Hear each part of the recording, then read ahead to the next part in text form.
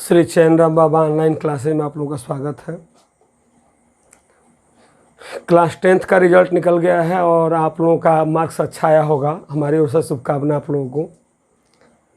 अब इंटरमीडिएट की पढ़ाई अच्छे तरीके से प्रारंभ कर दी जाए, क्योंकि यही आपका मेन बेस है। इंटरमीडिएट अभी तक जो हुआ, लेकिन वास्तव में अपने लाइफ में आगे बढ़ना है तो इंटरमीडिएट का फर्स्ट ईयर का कोर्स कंप्लीटली आपको अच्छे ढंग से तैयार होना चाहिए, क्योंकि जितने कंपटीशन होते हैं उसमें सब में सबसे ज़्यादा 11th का कोर्स पूछा जाता है और 12 का कोर्स ज़्यादा बोर्ड एग्जाम में पूछा जाता है। ज़्यादा मात्रा में 11th का कोर्स किसी कंपटीशन में पूछा जाता है। कोई भी कंपटीशन आप देखिए, इसलिए हमें 11th का कोर्स कंप्लीटली तैयार करना है और मैं आप लोगों के साथ हर कदम पे साथ हैं। कोई भी दिक्कत हो, कहीं भी परेशानी हो, कोई क्वेश्चन का दिक्कत हो, आप तुरंत हमसे कमेंट करके पूछें। देख ही रहे हैं एग्जाम किस ढंग से हो रहा है और आप लोग खुद देखे होंगे कि इंटरमीडिएट का रिजल्ट कितना बना है इस साल। तो उसको ध्यान में रखते हुए हाई स्कूल की तुलना में इंटरमीडिएट का सिलेबस कई गुना अधिक है। तो मैं ये कहूँगा कि आप लोग जी जान से कड़ी मेहनत करिए। जैसे हाई स्कूल की बोर्ड परीक्षा में किए हैं, उसका कम से कम 3 गुना यहाँ मेहनत करने की ज़रूरत है। जितना आप करते थे उसका 3 गुना करिए। तो हमारा जो है ग्राफीय निरूपण हो चुका है। ग्राफीय निरूपण कर रहे हैं कि गति के समीकरण का ग्राफ की विधि से निगमन हम कर चुके हैं। अब कैलकुलस के मेथड से करना है। कैलकुलस के बारे में तो अभी आप जानते होंगे नहीं, परिचित होंगे नहीं। एक नया गणित है आपके लिए। तो यह गणित का थोड़ा सा मैं ये क्या कहलाता है, ये जो है एक्सप्लेनेशन कर दे रहा हूँ ताकि आपको अच्छा से समझ में आ जाए। देखिए क्या करेंगे। हमारा पहला इक्वेशन प्रूफ करना है कि v is equal to u plus a t. क्या करना है? v is equal to u plus a t. आप जानते हैं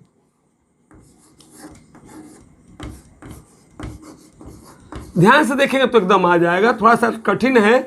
कठिन इसलिए है कि आप कैलकुलस अभी नहीं पढ़ते हैं। कैलकुलस पढ़ लेंगे तो ये आसानी समझ में आ जाएगा। तो अब हो जाएगा आपका a is equal to dv by d t. जानते हैं d केवल है delta. a is equal to हम लोग ऐसे पढ़े हैं delta v by delta t, पढ़े हैं ना। उसी डेल्टा को हम d लिखते थे, dv by d t. v क्या है? वेलोसिटी है हमारी। तो समझिएगा, यहां पर ध्यान देंगे तभी आपको समझ में आएगा। अब हम क्रॉस मल्टीप्लिकेशन कर रहे हैं। a into D t is equal to D v. समझिएगा भाई, a into D t is equal to D we.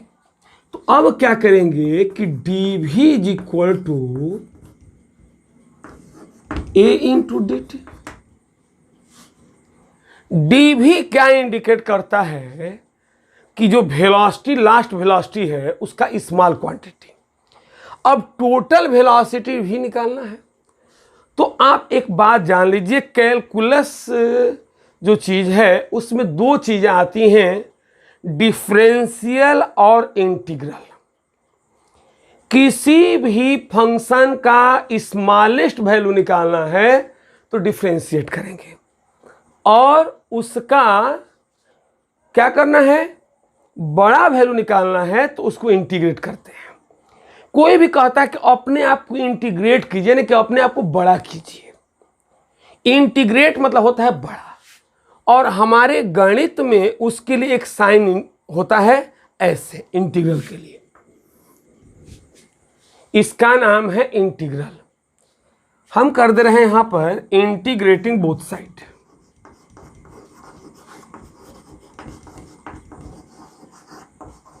Both side integral dv a into dt। अब देखिए, अब इसको यहां पर जानिए, यह इंटीग्रल का चिन्ह है। यहां पर जो हम इंटीग्रल लेंगे वो डिफिनिट इंटीग्रल लेंगे। डिफिनिट में पहले इनिशियल वैल्यू लेते हैं और लास्ट में लास्ट वैल्यू लेते हैं। तो v मतलब वेलोसिटी, और इसके इनिशियल वेलोसिटी को u से इंडिकेट करते हैं और लास्ट वेलोसिटी को v से। हम मान रहे हैं कि t = 0 पर इसका वेलोसिटी u था और लास्ट में t सेकेंड पश्चात उसका लास्ट वेलोसिटी v हो गया है। ध्यान दीजिएगा, इतना समझ में आएगा तभी आपको क्वेश्चन आएगा। u टू v, हम थोड़ा धीरे समझा रहे हैं ताकि आपको आसानी समझ में आए। u to v dv 0 to a dt। अब आप देखिए यहां पर एक फार्मूला जान लीजिए, इंटीग्रल होता है x⁴n dx। साइड वर्क में लिख दे रहा हूं, साइड वर्क।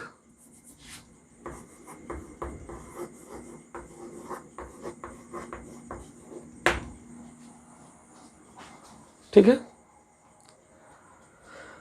x⁴n dx मतलब हो गया x के सापेक्ष समाकलन करना, इंटीग्रल करना है।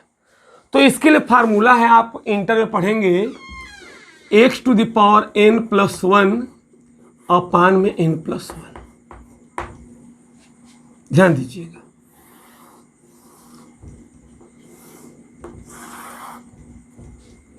इंटीग्रल x⁴n dx = x⁴n + 1 अपान n + 1। अब हमको यहां पर कुछ नहीं है तो क्या है, 1 है। और dv मतलब v के सापेक्ष करना है। जैसे यहां dx है, यह क्या इंडिकेट करता है कि x के सापेक्ष करना है, वैसे यहां पर इसको करना है। देखिए 1 dv, किसी चीज का घात 0 1 होता है, तो इसको हम v⁴0 लिख दे तो कोई दिक्कत नहीं। अब चलिए इसको देखिए, dv है तो dv उतर जाएगा। अब देखिए, जैसे यहां पर x⁴n dx है, वैसे ही v⁴0 dv है। अब फार्मूला रखें, यहां पर x के यहां पर क्या है, v, और n के यहां पर है 0 है, तो इसी फार्मूला में लगाइए, v⁴0 + 1 अपान में 0 + 1।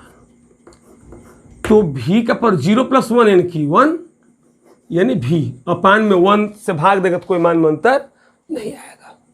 ये v हो गया। अब देखिए, यहां पर मैं रख दे रहा हूं इसको,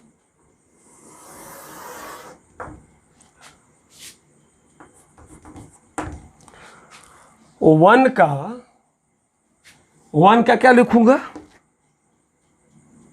v। इसको लिखते कैसे है, देखिए ऐसे v लिख दिए, इसको बड़े ब्रैकेट में घेर देंगे और नीचे u लिखेंगे और ऊपर v लिखेंगे। इसको पढ़ते हैं लोअर लिमिट और ऊपर वाले को अपर लिमिट, नीचे वाला लोअर और ऊपर वाला अपर। अब चलिए a, ऐसे ही a × 1 लिख सकते हैं। अब एक बात और, जो वेरिएबल है उसी का इंटीग्रल करेंगे और कांस्टेंट गुणांक के रूप में रह जाएगा, यहाँ पर कोफिशिएंट के रूप में।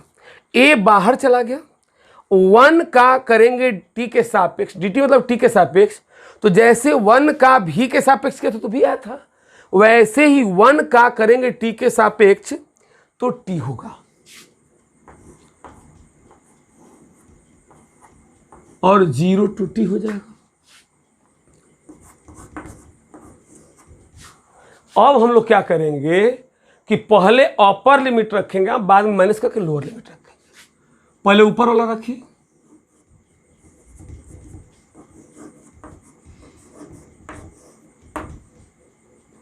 Is equal to a t minus 0, तो हो जाएगा v minus u is equal to 80। अब माइनस, देखिए क्या किए हैं यहाँ पर, पहले v के स्थान पर ऊपर वाला रखते हैं, अब माइनस करके फिर नीचे वाला इसके स्थान पर, तो v के स्थान पर यू कर देंगे, a ऊपर वाला रखिए, t के स्थान पर t, अब माइनस t के स्थान पर 0 भरिए। करें कहाँ से करते हैं, तो ये नियम है, ये कौन सा इंटीग्रल है, डिफिनिट इंटीग्रल है। अभी आप मैथ्स में पढ़ेंगे इंटरमीडिएट में 12 में। तो v minus u is equal to 80, और v इज इक्वल टू होगा माइनस यू को उधर ले जाइए,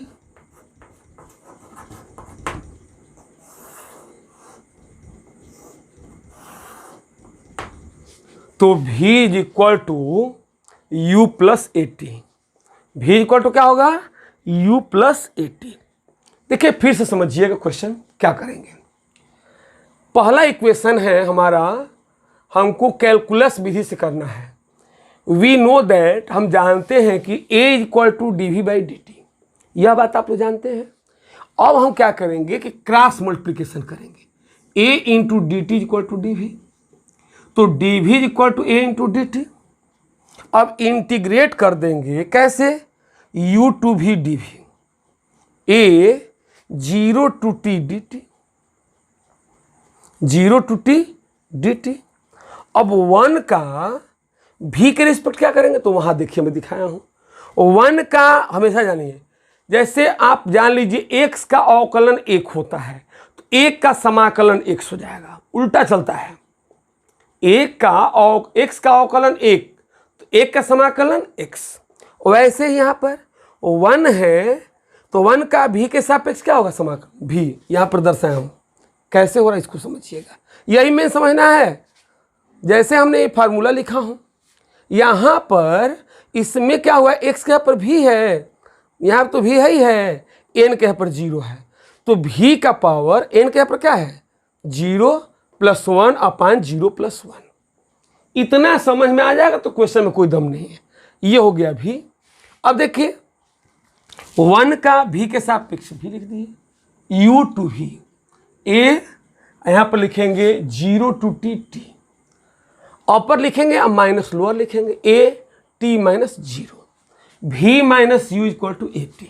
अब माइनस यू को लेके आएंगे इधर तो प्लस यू, अब प्लस 80, यानी कि v इक्वल टू हो जाएगा u plus 80। v is equal to u plus 80, ये आपका पहला इक्वेशन था। देखिए भाई, इसमें आप लोग ध्यान देंगे तभी समझ में आएगा। ये सोचेंगे कि बिना देखे बिना कॉपी पर किए जो है समझ में नहीं आएगा, इसको करना पड़ेगा। ठीक है, अब चलिए इसके बाद जो है अब हम लोग दूसरा इक्वेशन चलेंगे।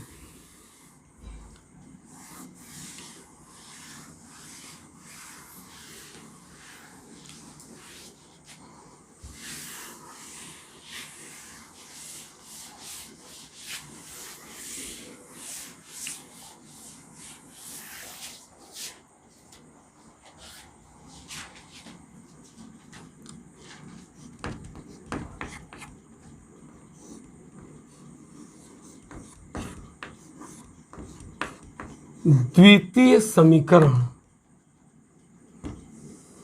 चाहे से लिखिए गति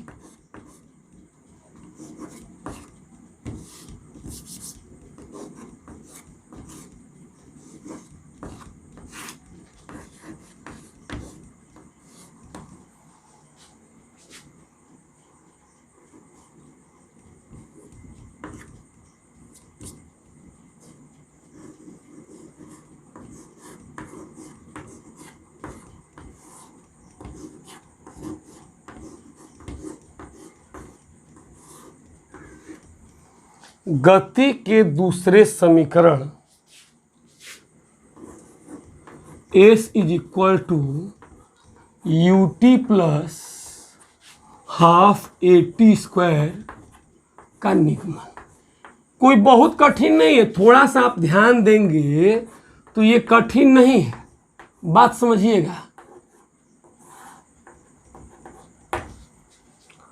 गति के दूसरे समीकरण s is equal to u t plus half a t square का निगमन।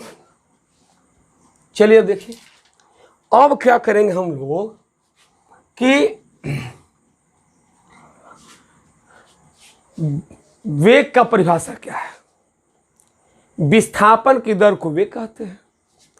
यानी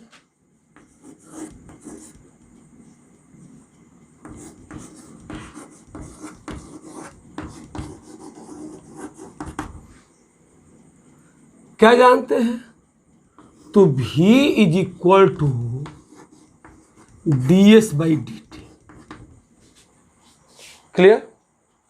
v is equal to d s by d t होता है ना, v is equal to d s by d T. अब देखिए d s is equal to v into D t. बात समझिए, d s is equal to v into D T.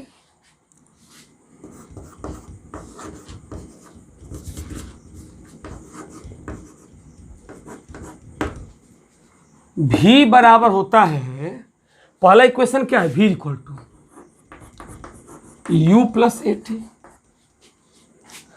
पहला equation है v equal to u plus a t, तो u plus a t कर दीजिए, तो ये हो जाएगा डी टी। अब मिला लीजिए। अब क्या करेंगे हम लोग, पहला देखिए v बराबर u प्लस ए टी, गति का पहला समीकरण है, तो v के स्थान पर u प्लस ए टी रख सकते हैं, इंटू डी टी हो गया, ये डी एस इक्वल टू। अब इंटीग्रेट कर देंगे,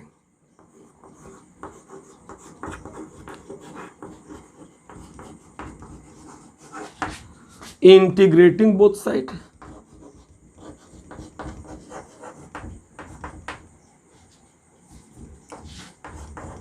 देन वी गेट,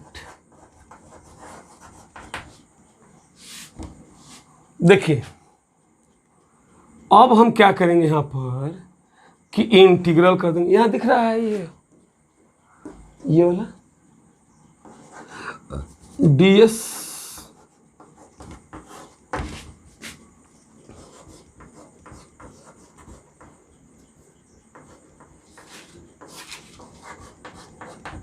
चलिए d s equal to integral u plus a t D T.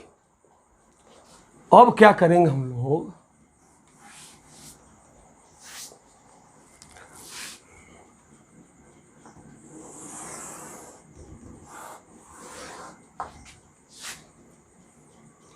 फिर दो पार्ट में तोड़ दीजिए इसको, वैसे ही जैसे तोड़े थे। इसका देखिए 0 टू टी हो जाएगा, यानी टी समय में वह एस दूरी तय किया है। यहां पर हम थोड़ा सा चेंज कर रहे हैं, इंटीग्रल डी एस, ये 0 to t u d t,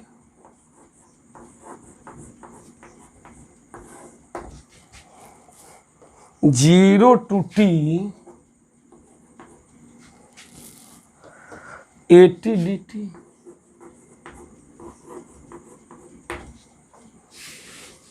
u d t, zero to t, zero to t a t D t. ठीक है, अब देखिए, अरे भाई एकदम आसान है परिभाषा, ये जो है डेरिवेशन, थोड़ा सा आप ध्यान देंगे तब, और नहीं तो एकदम हल्का में समझ लेंगे तो आपको हल्का में समझ लेगा, क्योंकि मेरिट इसी से बनना है, आप जान लीजिए, मैं बता दे रहा हूँ। और ये तो पेपर में आने ही वाला है, एकदम निश्चित रूप से समझ लीजिए कि क्वेश्चन ये। अब देखिए 1 का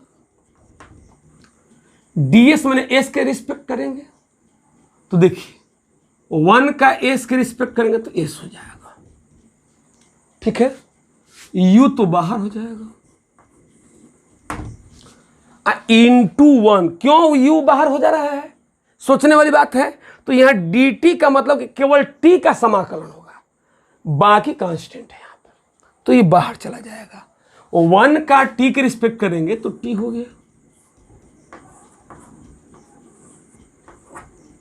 0 to t प्लस a का तो a उतर जाएगा।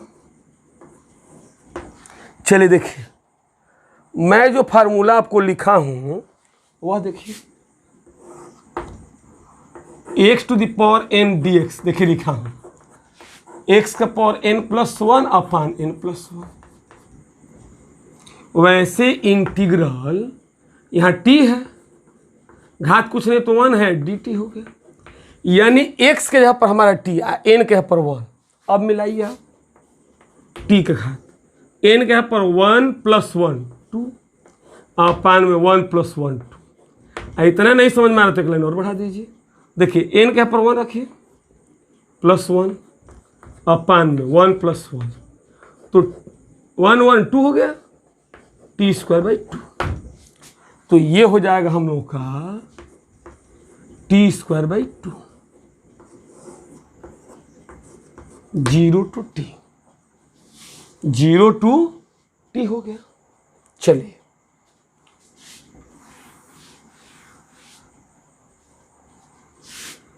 अब देखिए,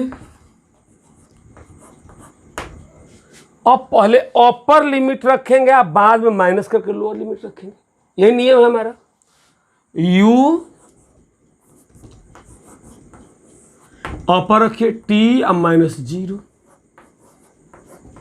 प्लस a, मतलब a हो गया, अपर वाला रखिए t²/2, अब फिर t के ऊपर 0 भरिए तो 0 हो जाएगा।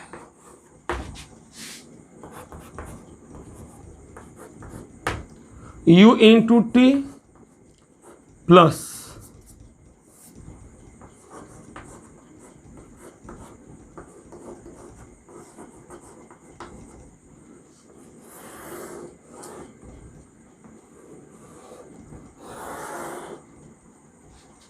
s is equal to u t plus half a t square. S is equal to क्या है, u t plus half a t square.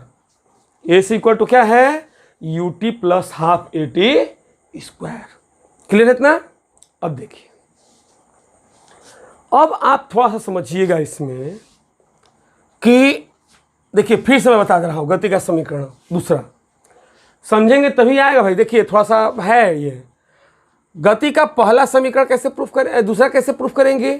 तो आप जानते हैं velocity v equal to ds/dt, delta s/डेल्टा t था तो उसी को ds/dt हो गया है। अब हमने क्या किया, क्रॉस मल्टीप्लिकेशन किया, तो ds equal to v into dt। अब v बराबर होता है u प्लस ए टी, ये हो जाएगा dt।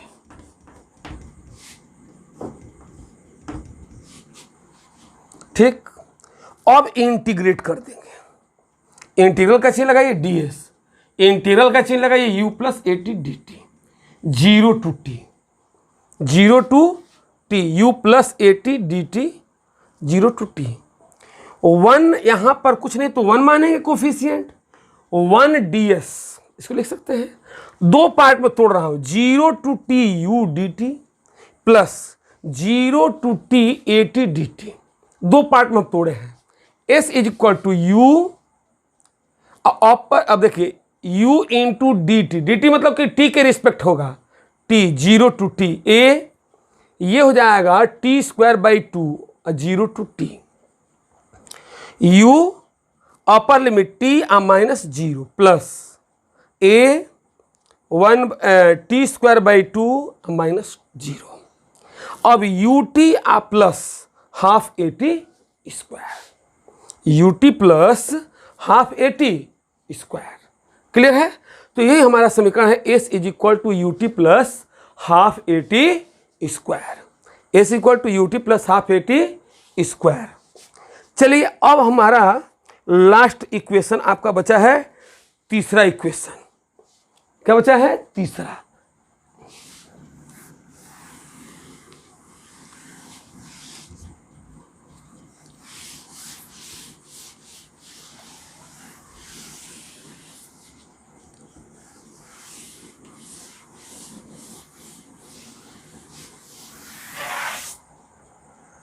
चलिए,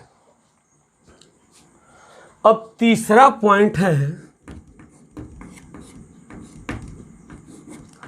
गति के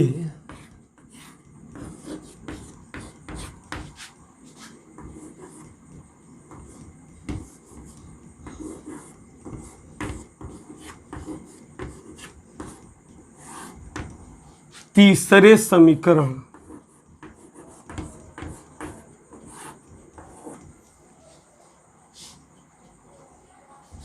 v स्क्वायर इक्वल टू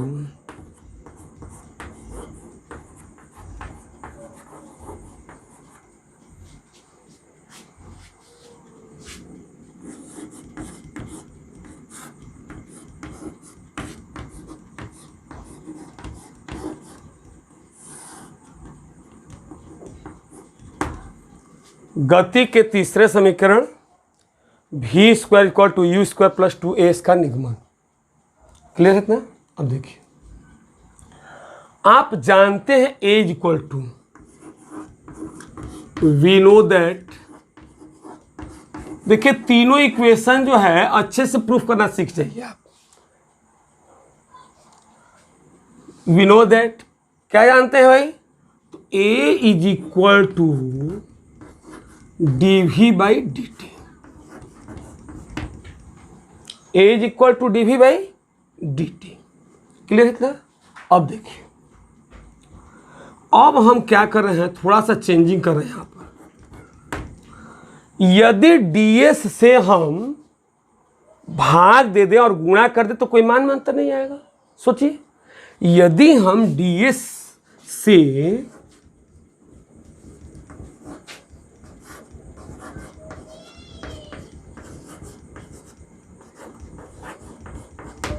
देखिए क्या किया, ऊपर नीचे ds से गुणा कर दिए, dv बाई dt है, ds से ऊपर नीचे गुणा कर दिए। अब a इक्वल टू क्या होगा? देखिए, dv बाई ds ऐसे उतार दीजिए,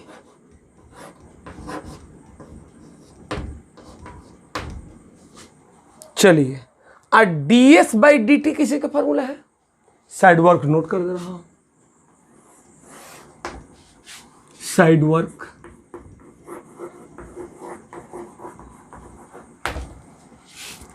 क्या है? तो वेलोसिटी इज इक्वल टू होता है ds by dt। Velocity is equal to क्या होगा? ds upon dt। तो ये भी हो जाएगा।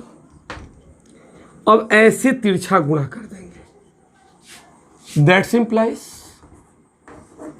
a into ds, a into ds is equal to v into dv। a into ds equal to v into dv। चलिए, अब देखिए, अब हम लोग क्या करेंगे यहां पर कि इसको थोड़ा इधर लेते चले आइए, v into dv is equal to a into ds। ठीक है? अब इंटीग्रेटिंग बोथ साइड,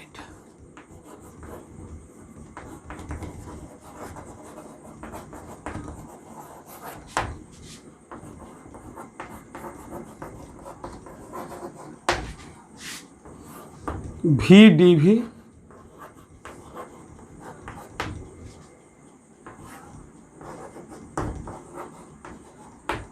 ADS। अब यहां पर देखिए u ये भी हो जाएगा। देखिए लिमिट सोचें कैसे लिया जा रहा है, तो लिमिट लेने का तरीका समझिए। फिजिक्स का अलग थोड़ा मेथड होता है लिमिट का, मैथमेटिक्स में तो दिया रहेगा आपको, लेकिन इसमें लिमिट अपने से सोचना पड़ेगा। कैसे? तो किसी भी वेलोसिटी का इनिशियल और लास्ट लेते हैं, प्रारंभिक और अंतिम स्थिति, ये थोड़ा मिट गया है हमसे लग के। तो प्रारंभिक स्थिति है u और लास्ट वेलोसिटी है v। ए डी एस यहां 0 to s हो जाएगा। क्लियर है इतना? अब देखिए, चाहे खाली ऐसे ही रहने दीजिए, 0 to s चाहे मान दीजिए, छोड़िए। अब हम लोग क्या करेंगे, इसको अभी लिखे थे इंटीग्रल v dv का क्या होगा, तो अब ये बताए थे एक t का क्या था, t²/2 था। वैसे ही v का क्या हो जाएगा, v²/2। अभी हम बताए थे आप लोगों को इसके पहले वाले में, तो ये v²/2 हो जाएगा। अब पहले लोअर लिमिट, अब बाद में upper limit, u to v हो जाएगा। a इंटू 1 का ds के, ds मैंने s के रिस्पेक्ट s हो जाएगा। अब चलिए, ये दिख रहा है यहाँ पर नीचे, ये चलिए अब ऊपर वाला रखेंगे पहले, अब माइनस करके नीचे वाला, यही नियम है इसका। v² two minus u²/2 is equal to as।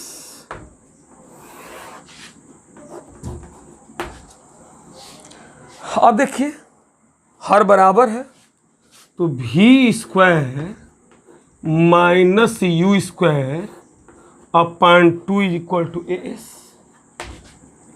तो ये हो जाएगा v² minus u² equal to 2as। तो v² इक्वल टू क्या होगा, u² प्लस 2as। यही हमारा तीसरा इक्वेशन हो गया कंप्लीट। यानी तीसरा इक्वेशन क्या है, v² equal to u² plus 2as, ये हो गया। अब देखिए मैं एक बार फिर से बता दे रहा हूं इसको कि a is equal to dv/dt। a equal to क्या होगा, हम ds से dv इंटू 1/dt लिख सकते हैं। ds से ऊपर नीचे गुणा कर दिए, अब इसको वहीं उतार दीजिए, और ds/dt इक्वल टू v होता है, लिखा हूं साइड वर्क में। अब हमने क्या किया, तिरछा गुणा किया, a into d s equal to v into d we, a into d s equal to v into d v. अब v into d we equal to a into d s, और इंटीग्रेट कर देंगे, v d v आइए a d s हो गया। अब upper limit रखेंगे v²/2, v का v²/2 u टू v हो जाएगा, a डी एस हो जाएगा, a अवन का हो जाएगा s। v²/2 minus u²/2 equal to as। अब हो जाएगा v² माइनस u²/2 बराबर as, तो v² minus u² equal to 2as। तो v² इक्वल टू क्या हो जाएगा, u² प्लस 2as। देखिए आप लोगों का यह कैलकुलस मेथड से बड़ी इंपॉर्टेंट क्वेश्चन है ये। आप लोग थोड़ा सा अटपटा लगेगा, लेकिन क्यों, क्योंकि कैलकुलस नहीं पढ़े हैं, फिर भी सिलेबस में इस तरह से है तो मैं बता दिया और अच्छे से बता दिया। आप लोग 2 बार इसको कम से कम देखिए और अच्छे से समझिए, ताकि आपको बढ़िया से समझ में आए। कोई भी दिक्कत है तो तुरंत बोलिए। अब देखिए भाई, हमसे मुलाकात होगी आप लोगों की, 11th में आ गए हैं आप लोग। अभी तक आप लोग अपने को 10th में मानते थे, हकीकत बोलिए है कि नहीं, बात यही बात है। लेकिन अब आप लोग मेन क्लास में आ गए हैं। अब कहेंगे कि 10th मेन नहीं था, क्या नहीं था, वह है पहली सीढ़ी और ये है दूसरी सीढ़ी। दूसरी सीढ़ी इंटर का मतलब होता है कि वास्तव में आप एजुकेशन में प्रवेश कर रहे हैं। इंटर मतलब क्या होता है, प्रवेश। आप प्रवेश का मतलब हो गया कि एक्चुअल में आप शिक्षा में अब प्रवेश कर रहे हैं। हाई स्कूल में केवल यह जानते थे कि ये चीज़ें होती हैं, इसके बारे में ब्रॉड जानकारी आपको यहाँ पे मिलेगी। एक एक चीज़ संदेह आप दूर करिए अपना, और मुझसे क्वेश्चन पूछिए और समझिए। और मैं अब अगले क्लास में आप लोगों को आईआईटी और नीट का भी क्वेश्चन आप लोगों को दूंगा। पहले आप बेस तैयार करिए, ये तैयार रहेगा तभी वो क्वेश्चन आएगा, क्योंकि ये बिना तैयार हुए वो आपको नहीं आएगा, क्योंकि ये मेन बेस है। ठीक है। और भाई देखिए, अब 11th के नाते मैं कह रहा हूँ कि आप लोग जो है सब्सक्राइब करना और लाइक करना न भूलें। आप लोग देखे ही होंगे कि देखिए 10th और 12 दोनों क्लास कैसे अपना प्रदर्शन किया है, उसी तरह से 10th में आप लोग थे। अब इंटरमीडिएट के बारे में सोचना है, अपनी पूरी ताकत झोंकना है और अच्छा से अच्छा रिजल्ट लाना है। फिर अगले क्लास में मिलेंगे।